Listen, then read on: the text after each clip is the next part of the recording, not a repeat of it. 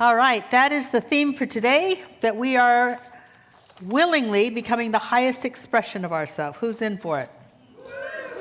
Oh, whoa, look at you. Wow. I think you're my new favorite service. Yes, great. And it's called becoming. Becoming. It's a great word. I'm going to talk more about that later. If I don't go back to becoming, would somebody wave their hand at me and, like, hey, we're going to talk about okay? Somebody's assigned that job? Okay, great. All of you? Good. Because I have to shift gears and I want to introduce to you two wonderful people. I've loved them before and I love them even more now. And I'm hoping that you get on the love bandwagon for the Hope team, which is Jamie and Adrian. I love the last name Hope. I love it. Hope is one of my favorite words, and they're hope. So please, Adrian and Jamie.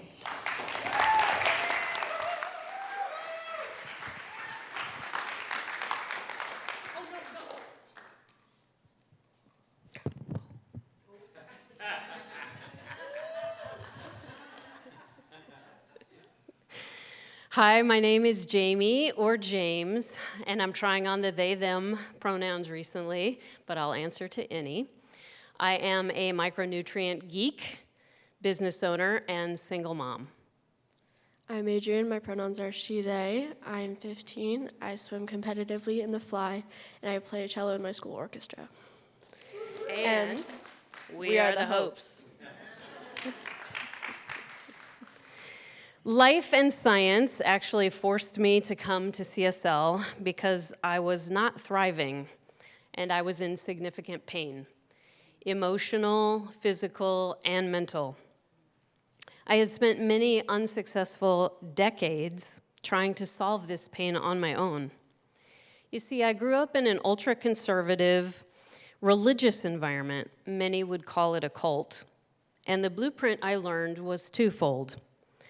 I was in sin, and I, in order to ensure salvation, needed to atone for simply being. Secondly, I must do everything on my own to ensure that salvation. And this isolation would keep me from falling prey to other humans who might taint my thinking or my behavior or pull me off track with their extreme ideas. Over the decades of self-isolation, I have discovered 10,000 ways to succeed on my own, and yet I still had pain. It was that pain which forced me to try something completely out of my element. Because of all things, I read that research was proving people who laugh, people who are part of community, and people who have loving humans in their lives actually live longer, and I needed this. But how and where was I going to be able to do this alone? Find belonging. My childhood trauma backdrop made trying out CSL really hard for me. And so I made a deal with myself. I determined that if I ever felt bad about myself after coming to a service, or if I ever walked out of the building feeling guilty, then I would never, ever return. It's been over 3 years now since I made that deal with myself.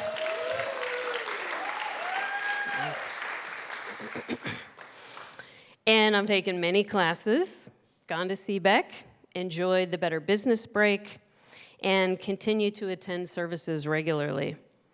I have been learning how to think differently, believe in myself, rewrite my future, and love myself the way Spirit always intended. I'm warming up to belonging just as I am for the first time in my life, and that feels pretty radical. I want to break my family's generational trauma history so that I can pass down to Adrian a new and different blueprint, one of freedom, love, and connection, one that she can heal through and pass down to future generations. Not gonna lie, it's been scary, but it's been amazing too. I believe it takes a village to raise a child, and together, Adrian and I need CSL's support, community, and love. And here we thrive. If you've been here for 4 years or more, can you wave at me? And I just want to say thank you so much for coming before us and being chosen family that we can be in community with. We're very grateful.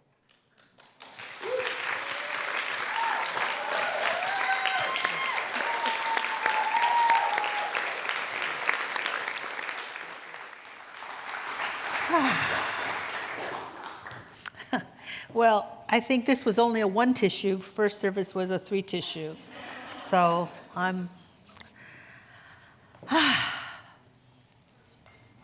love this idea of community. And so I'm so grateful that you mentioned it. And I will look for my slip of paper where I talk about community once again.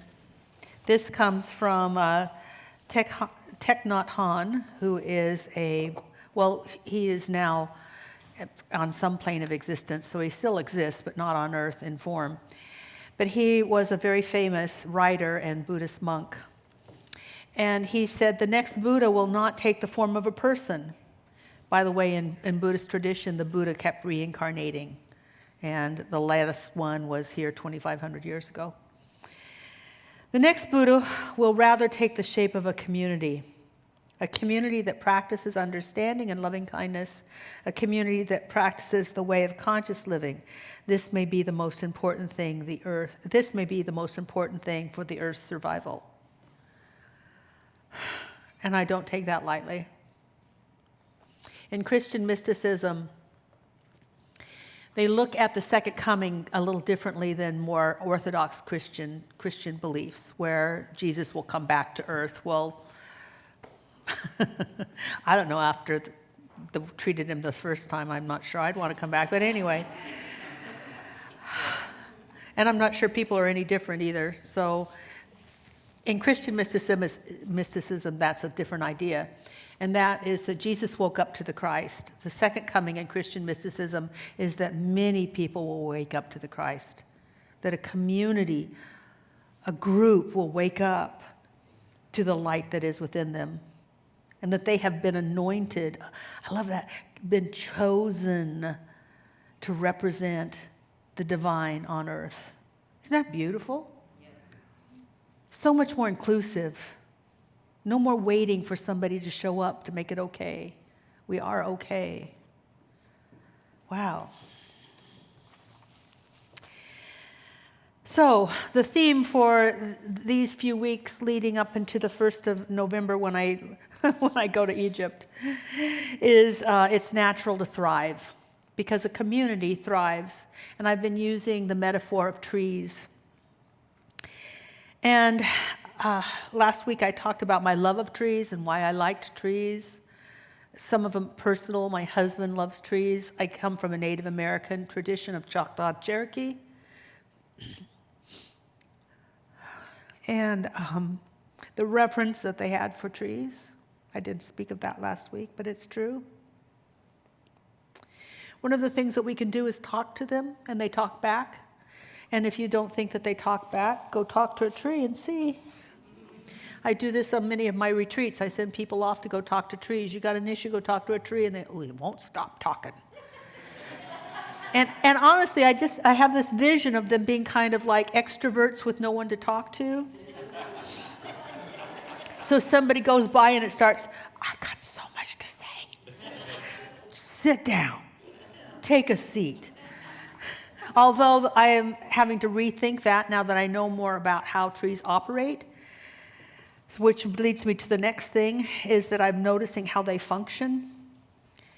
And part of the function of them is that they grow into the magnificence that they were created to grow into. Meister Eckhart, a mystic from the 1300s, wrote that the seed of a pear grows into a pear tree, but the seed of God grows into God. And what I realized is he had it right, but not quite. My new inspiration as I sat with this on Friday is that a pear tree grows into God too.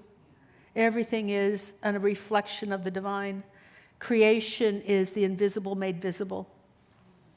It's been said that creation is the very face of God. You want to know what God's like? Then look at a forest.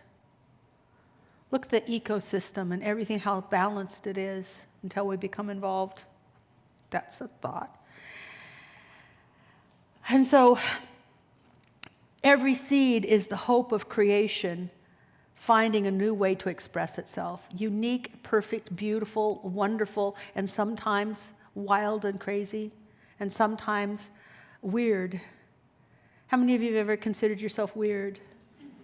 Praise God.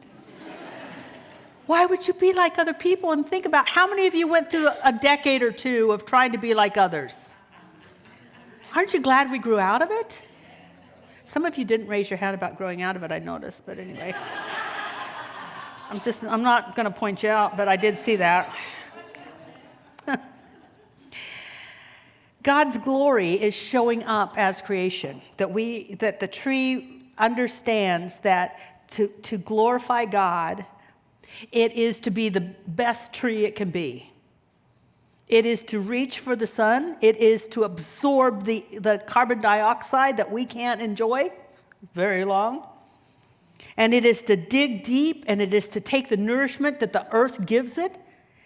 And I'm going to talk more about that, but it's just, the whole thing is just amazing, which leads me to the next thing. They communicate. Did you know trees communicate?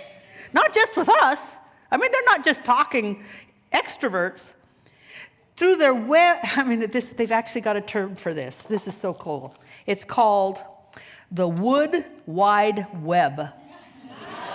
Botanists call it the Wood Wide Web. Botanists.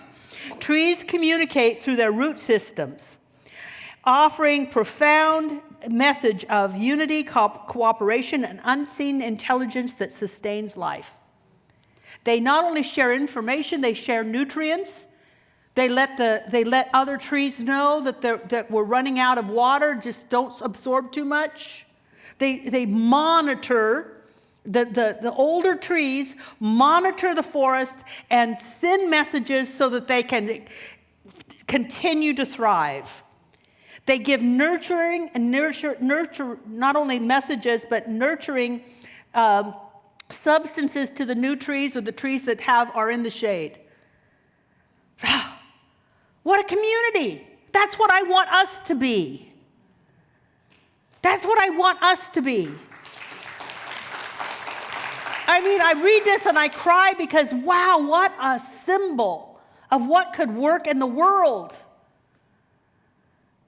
And I would love for us to be the petri dish to prove it so that others can see that it works. I'm not saying that we're going to be better than any other forest, but we could be a forest that nurtures people. That people come in and they can walk around. And, in Japan they call it forest bathing, by the way.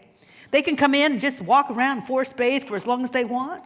And then they can just put their little roots down and have a place to grow.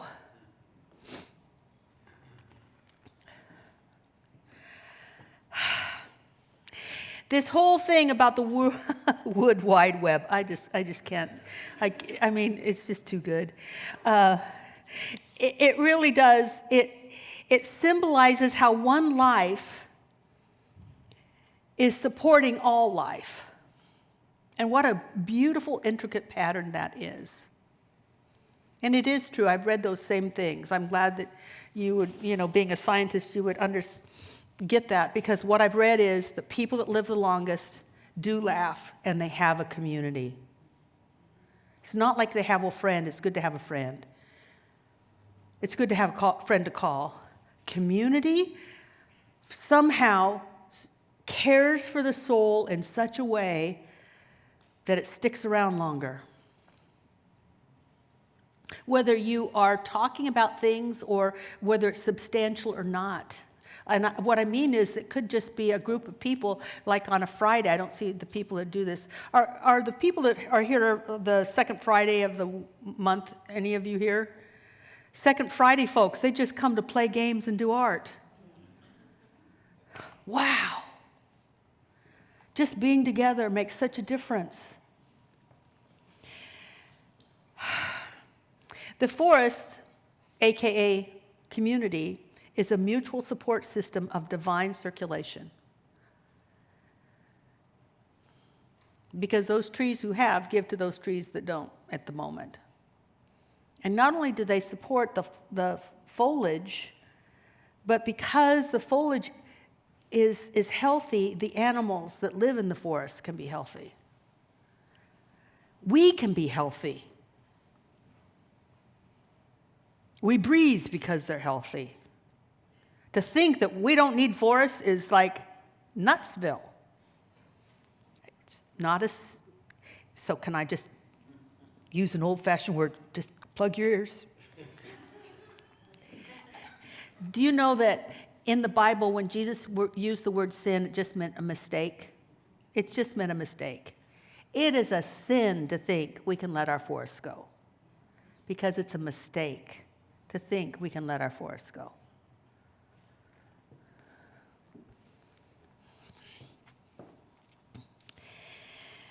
There is wisdom in the interdependence of a forest. Because what a forest does is, I wrote this down, I thought it was so great. In the forest, there's cooperation, not competition.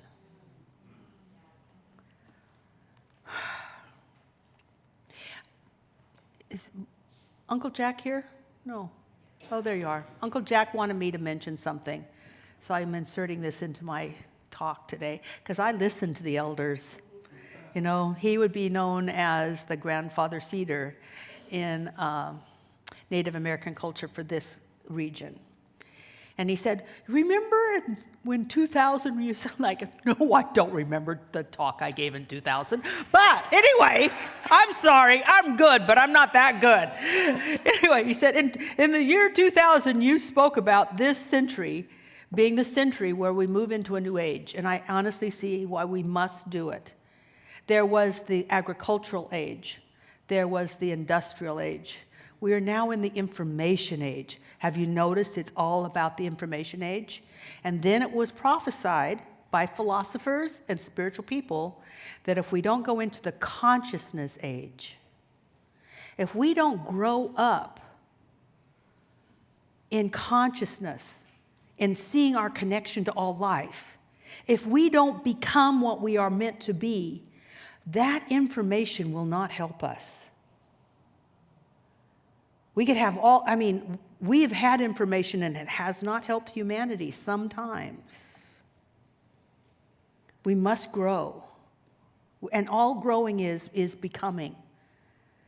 I love this, and if you've got one of these, you might use it as a marker, a book marker like I do, because I love this symbol of the tree and the light coming out.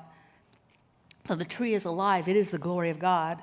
And it says, deeply rooted, I want to be deeply rooted. I want to root myself in God's presence. I want to have faith in what God's doing. I want to have faith in God's support. I want to have faith in it. I want to be so rooted that something happens and I am not swayed. Oh, well, I can sway, but I'm not going to fall down. And then it says, always becoming, which is also true. And then it says transformation happens here. I'm not so sure anymore that transformation happens here. What I think what happens here is we become what we were meant to be.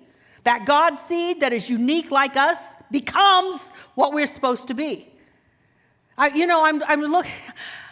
looking at Rose Loper right now, and she has been my mentor. I mean, she didn't even know she was my mentor. She's been my idol and mentor for so long because she followed what was planted in her. At a time when women were only doing certain jobs, she decided, I'll be a pilot. She decided that she'd be a general. She decided she'd work for Boeing as a test pilot. She decided she made her own way because what she listened to, what is in her heart, and she said yes to it. And how many of us hear it, but we go, I don't know. That's the little tree in the shade.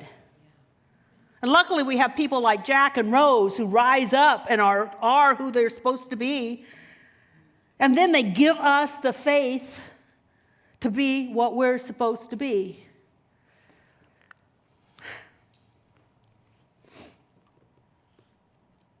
We grow deep and then we become.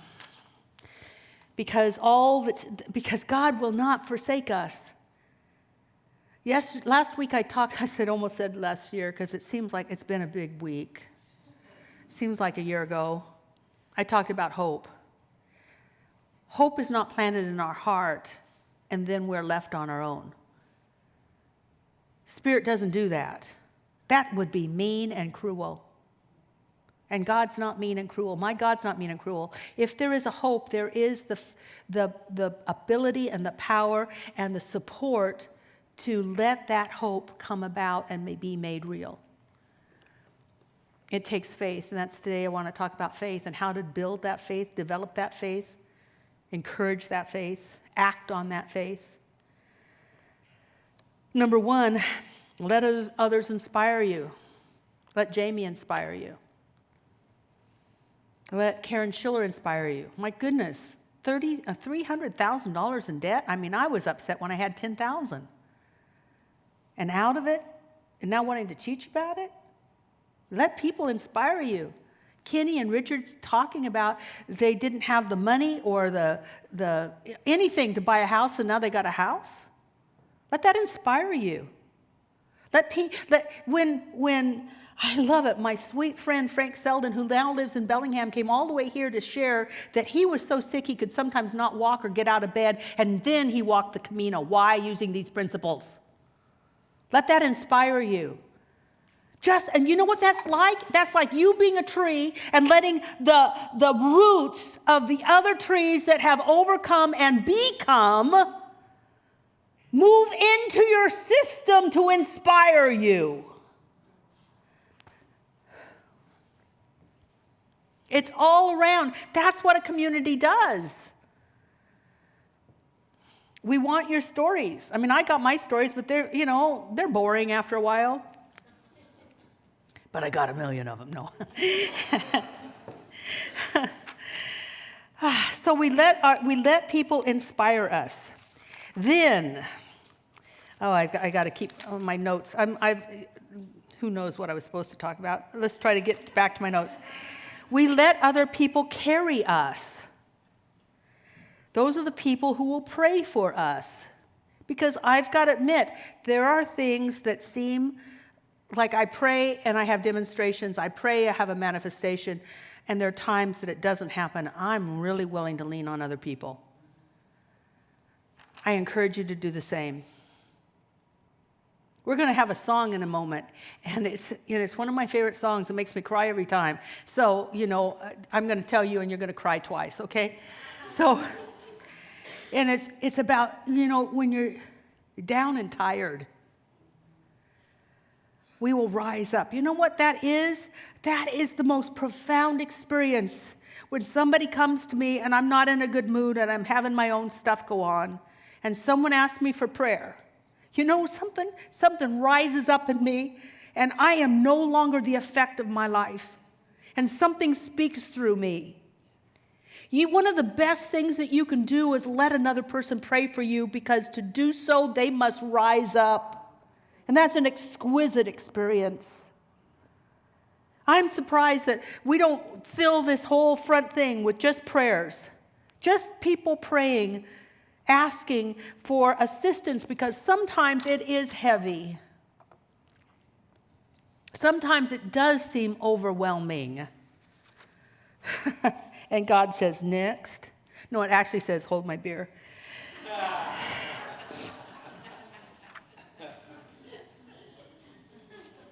Let people carry you. And the last thing is really develop your faith. Let it grow deep and rooted, and be a disciple of this teaching, not a dabbler. I said that on Tuesday because I think sometimes when we're looking on Tuesdays, we're looking at mastering our money, and a lot of people want to dabble. Can I just have an affirmation? I just want that. What affirmation? What thing would I do? And there's a lot of people on social media wanting to give you a thing. And yes, you might see a result, but I don't want one. One result is not the same as you becoming who you're supposed to be, because when you become who you're supposed to be, it's the universe's job to support you in that. Yes. It is the universe's job. Just as it's the universe's job to support a forest.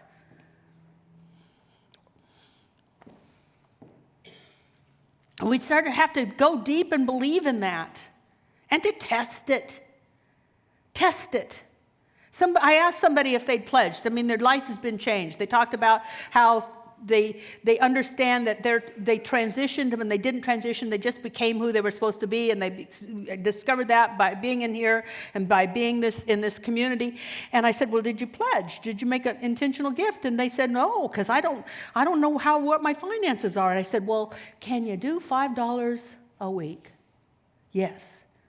Test it. Try that faith out. I'm trying to start a new plant because I think, don't tell anybody, I think Tim killed it. And so I'm trying to restart it. And there's just little teeny tiny little things coming out of the bottom that I think will eventually be roots. That's, if you've got that much faith planted in God, do something. Too many of us wait for the right condition. Well, you'll be waiting a long time, brothers and sisters. Wow, who is this?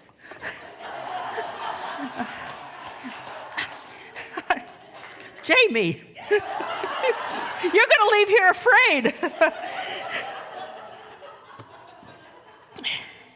Don't dabble. Try. Oh. And feed yourself healthy ideas that support the growth and development that you want. Take in those ideas and build your faith that way. And I also want to say, no matter how much faith you think you have, you don't have as much faith as you could have. I don't think there's any end to faith, just like I don't think that there's any end to your expression. I thought I had faith until I listened to something that Jerry Hudson sent me, and it is a YouTube recording of Florence Shin, because I can't remember the middle name, just blasting with such faith in what she was saying. I thought, whoa, I used to think I was like an 8 on the 1 to 10 faith level, and I'm a 4. But I can grow into an 8. Wherever you are, bless it and grow it. Grow it. And sometimes you have to try things out. And don't wait till you're ready. How many of you wait till you're ready? Stop it. Really? You wait till you're ready, and you'll always be waiting. Because what God says is, you move first.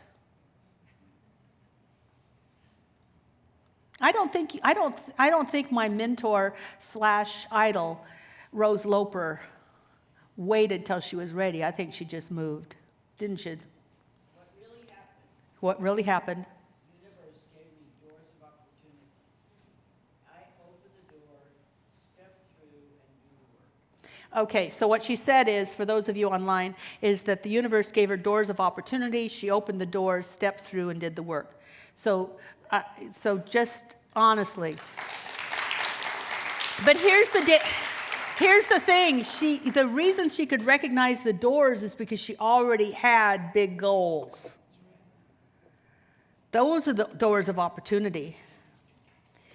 So, back to community. I'm asking you to be a part of this community.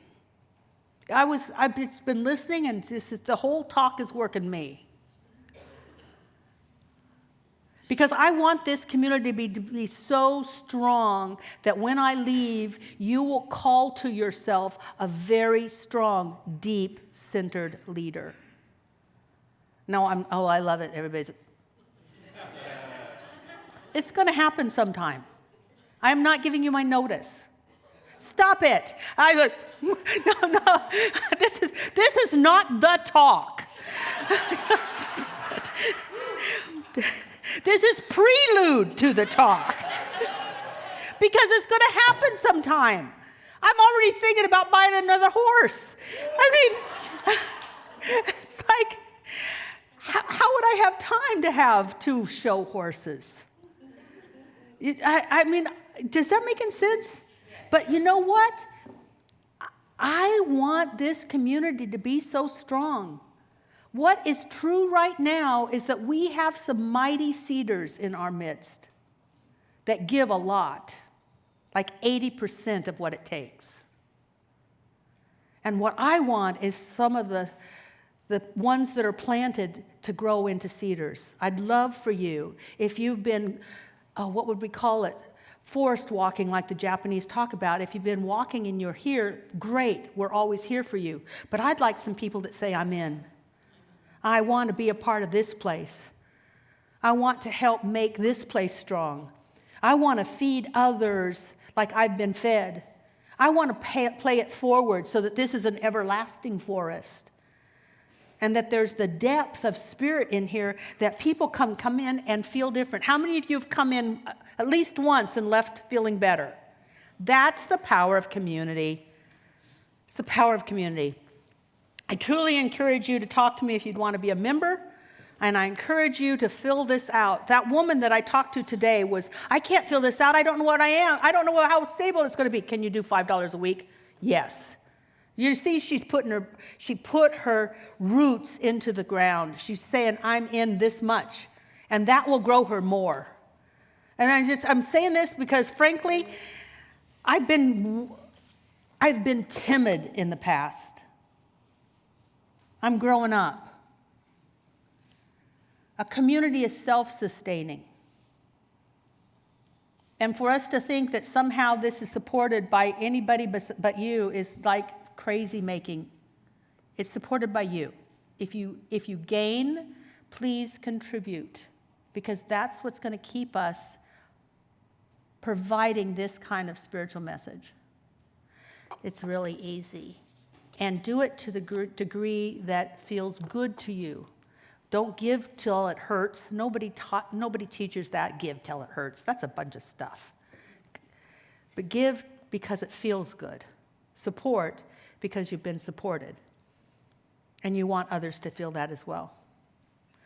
That's my message. Hope you like it. Talk to you next week. Bye.